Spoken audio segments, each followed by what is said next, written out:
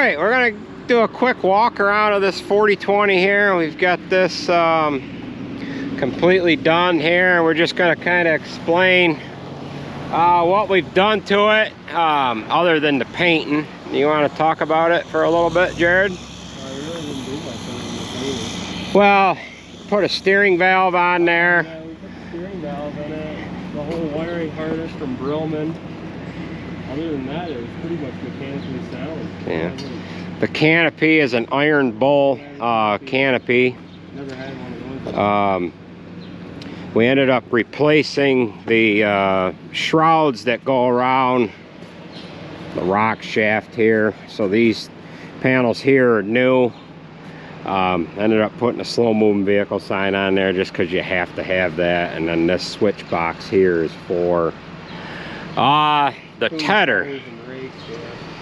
So we're gonna hook it on the tedder here in a little bit and go tedding with it. We'll show you the dash on it here. I ended up putting a new tack in it, new steering wheel. The steering wheel center is not exactly what's supposed to be on there. The four-legged Deere was prior to 68, I believe it was. But mechanically, this tractor is sound. We didn't have to do any heavy-duty mechanical work. It has no oil leaks. I don't recall when the engine was last done. Now, this tractor my grandfather bought new in 69 or 70. It is a 1970 year model. And for a few years, this was the big tractor on the farm. Later on, back in 72-ish, my grandfather ended up buying a 4320. Not the 4320 that we have today, but he had bought a 4320. That was the big tractor for a while, and this was the number two tractor up until about 1979. In 77, my grandfather traded the 4320 in for a 4430, and then in 79, my father ended up buying a 4440. This moved down to the number 3 spot. This is probably, I'm gonna guess this is the first tractor I drove.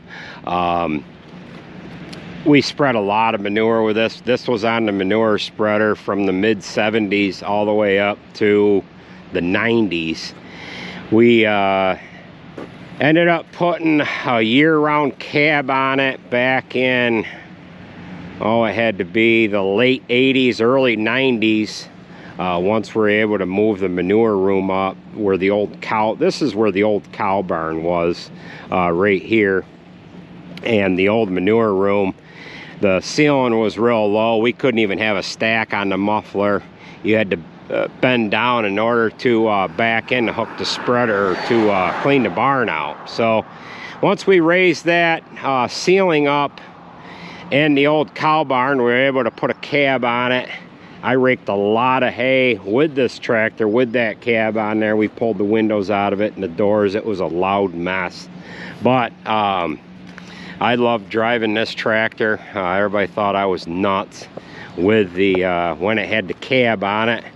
Later on in the cab was only on there for maybe 4 or 5 years, and we ended up taking the cab off of it, and we put a set of used fenders on it, and ran that like that for a while. And maybe in 99 or 2000 I put a quick paint job on it, bought a set of aftermarket fenders, and put them on there. So those aren't the original fenders. That's the second set of fenders that was on it.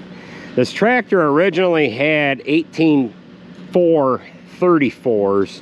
We put the step-up rims on it.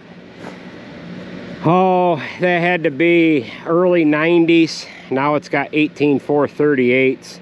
And then we switched the 1016s over to an 1100 11L 15 front tire. We replaced them. this winter as well. Now this tractor had a 158 loader on it back in the 70s, and the day my grandfather died, my brother was spreading a load of manure, and it was January 21st, colder than hell, and he was spreading manure down back, dropped the front end in a rut and broke this knee off. And a neighbor, he came over and welded it and got this back going again. And the front ends aren't really heavy enough for having a loader, and that's what weakened it. But other than that, it has been a nice tractor to have around. We're gonna get some use out of it here, and a little bit later on today we'll try to throw the drone up in the air when Jared's tedding with it, alongside with the 4320. So we'll join back up with you in a little while here, and we'll show this tractor in action. Alright, we didn't have any time to get the drone out. These guys are tedding away. Got Sarah on 4320 and the older 10-star tedder. That's the older Coon tedder, and the other tedder that we're using is the same thing. It's just a little newer is all.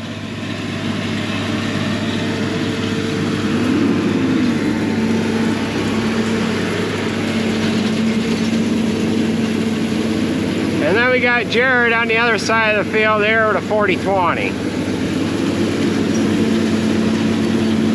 Same tedder and basically the same tractor. That's a 4320.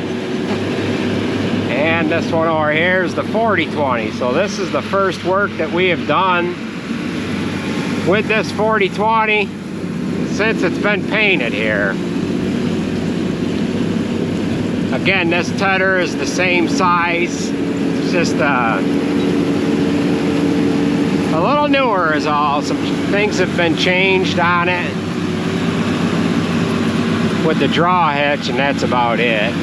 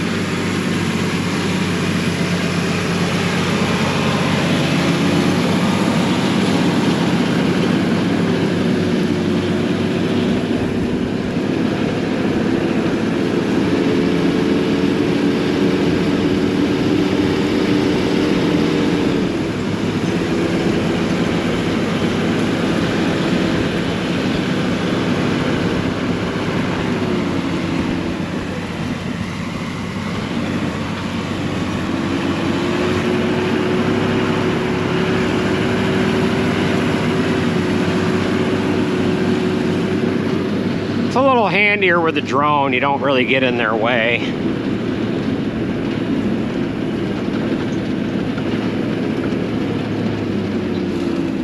So they've got this field about done. They've got a couple of strips on the other side of the corn to do.